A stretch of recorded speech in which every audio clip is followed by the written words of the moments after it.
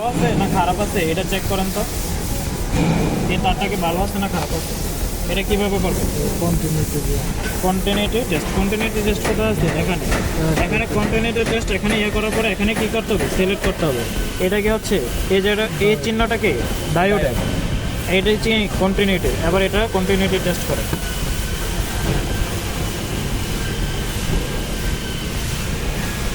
কি মান আসতেছে মানে কি তারটা ভালো আছে, ঠিক আছে।